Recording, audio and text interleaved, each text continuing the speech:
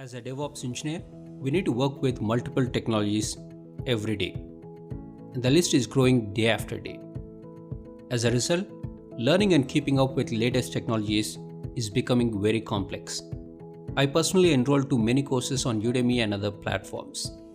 Sometimes I came across some of the great courses, and all these great courses contains three common characteristics, and that is why, what, and how. With that thought in the mind, I would like to introduce you to Kubernetes Made Easy. I've designed this course based on same principles: why, what, and how. In this course, I'll walk you through step by step from start to finish.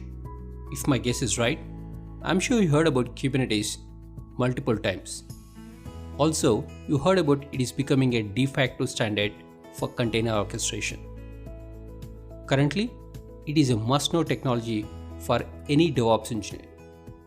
Besides DevOps engineer, this course is designed for developers, administrators, beginners, or anyone interested to get hands on Kubernetes. So, who am I? My name is Srinath Challa. I'm a certified Kubernetes administrator. Besides Kubernetes, I'm also certified in Puppet, Ansible, VMware, Linux, AIX, and ITIL. I've been helping Fortune 500 companies managing their IT infrastructure for the last 10 years. I hold bachelor's and master's degree in computer science. So that's a brief introduction about me. So now moving on to this course structure. This course is designed from ground up. At a high level, this course is divided into 8 sections. Before we discuss what is Kubernetes, in section 1, we'll go through the prerequisites. That will give you a good starting point for someone who is just getting started into the world of containers. Then in section 2, I'll introduce you to Kubernetes. In this section, we'll discuss about what is Kubernetes, its architecture, and more. After that, in section 3, we'll set up the Kubernetes environment. In this section, I'll show you the 4 different ways that you can set up and start using Kubernetes. It includes Minikube, Play with K8s, Google Kubernetes Engine, and KubeADM. Then, coming to section 4, we'll discuss about one of the most frequently used terms in Kubernetes, and that is pod.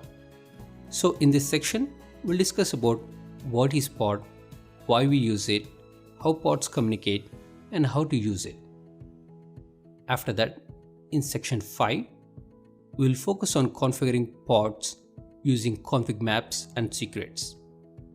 Then in section 6, we will focus on 5 core basic Kubernetes controllers that manages pods inside Kubernetes. They are replication controller, replica set, deployments, daemon set, and jobs.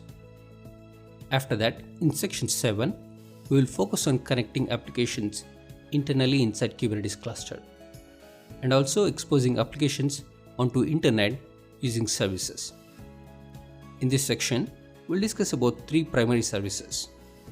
They are node port, load balancer, and cluster IP service.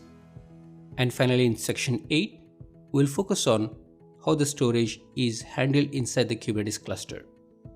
We'll discuss about the various temporary and persistent storage solutions that we can use inside Kubernetes. So these are the 8 sections that we cover in this course. Some of you might have seen similar topics in other courses on Udemy. The question you may now have is, why only this course?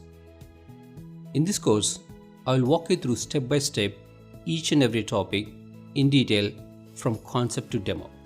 And also I can proudly say that as of this recording, this is the only Kubernetes focused course on entire internet which consists of 15 plus hours of concepts and demos. Most importantly, this is just a beginning.